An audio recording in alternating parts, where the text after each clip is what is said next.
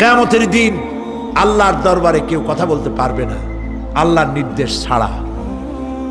নবী করিম সাল্লাল্লাহু আলাইহি সাল্লামকে সাহাবায়ে কেরাম জিজ্ঞেস করেছেন, হে রাসূল, আপনার আব্বা এবং আম্মার অবস্থা কি হবে? নবী করিম সাল্লাল্লাহু আলাইহি সাল্লাম কেঁদে ফেলেছেন, সব বলেছেন, আমি তাদের কোনো উপকারে আসব না।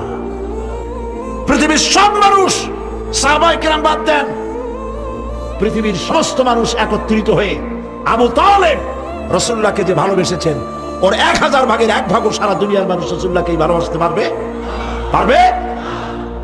নিজের ছেলে আলীকে, আলী রাদিয়াল্লাহু তাআলা আনহুকে আলাদা বিছানায় শোয়াইয়া, ছোট্ট মানুষ হযরত আলী আলাদা জায়গায় রাখিয়া মুহাম্মদুর রাসূলুল্লাহ সাল্লাল্লাহু আলাইহি সাল্লাম এতিম মানুষ, তারে কলিজার সাথে বুকের মধ্যে আশ্রয় দিয়ে আগলে রেখেছেন বুক ভরে।